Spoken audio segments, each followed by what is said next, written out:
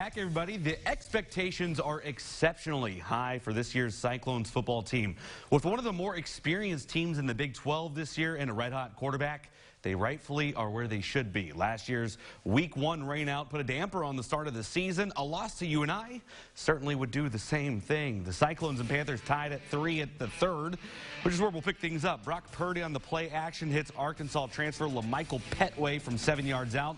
That is Petway's first touchdown as the Cyclone makes it 10-3. UNI's will tally a field goal to make it 10-6. And then this. Purdy is hit before he can throw it. The ball goes flying. They rule that a fumble, and it's returned 53 yards by Xavier Williams for the touchdown. So it's 13-10 UNI.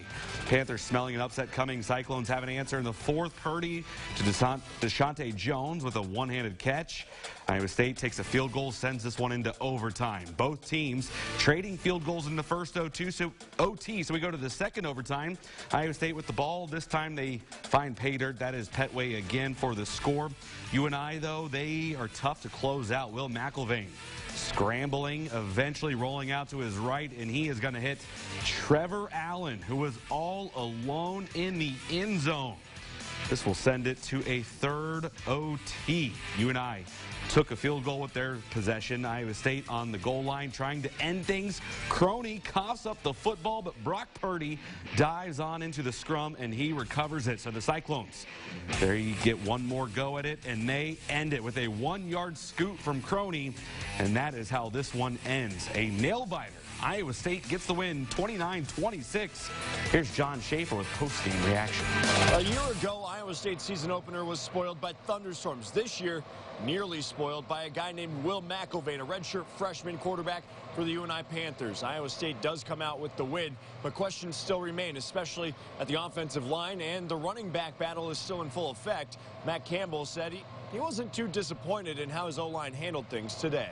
To me, I think there was growth. You know, I'll be really honest with you. When we needed those guys the most, I thought they did a really good job. When I go back to, man, some critical moments, those guys were able to step up and really run the football. I think we got to continue to put them in the best position to run the football with great success. And that's a Matt Campbell deal. It was great to, face that kind of adversity with the team, and an offense that we're still trying to find our identity, with Coach Manning calling everything and stuff. So it was a good test for us, and it went the way it did, and we're gonna move on from it. Just a great win.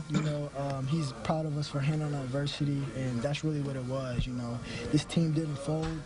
We moved, the ball was not in our favor at times, and we just stayed calm and collective and continued to play, and that's what he's proud of. And he knows we got to get better.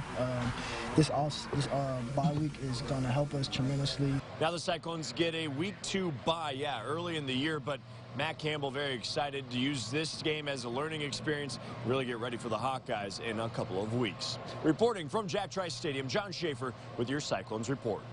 So as we saw, UNI were almost able to pull off that big upset thanks in part to Lincoln grad Will McElvain, who made several big plays against the Cyclones. In his first start, McElvain completed 25 of his 42 attempts for 228 yards and a touchdown. Panthers head coach Mark Farley believes his team can walk away having learned a little something from this game. We can build off this, and that's the key, is that we can take this game and find the things that we did right and wrong, find the things that we need to correct, and take the things that we did good and try to improve on those as well. So there's a lot you can learn from a game like this, and I thought this was a good game for us to mature quickly with some younger players. Hey, it's just Week 1 after all. The Cyclones were not the only ones frustrated with their performance, at least early on. The Iowa Hawkeyes had a slow start tonight against Miami, Ohio. Call it first game rust or first game jitters. Whatever it was not going to win a beauty pageant in the first half. The Hawks held a 10-7 lead on the Redhawks entering halftime. But finally, the offense got rolling in the third. Nate Stanley to Oliver Martin, and that is a touchdown for the Michigan transfer who was just ruled eligible on Wednesday. 17-7, Iowa early in the third. More from the Hawks, later in the quarter. Mekhi Sargent over the left side. Short touchdown makes it 24-7. The Hawkeyes, as they begin to pull away. 6 minutes to play. Torrin Young ices this one for the Hawks. A 2-yard score makes it 31-14, and Iowa getting the Week 1 win at Kinnick. 38-14 is your final score. And we are not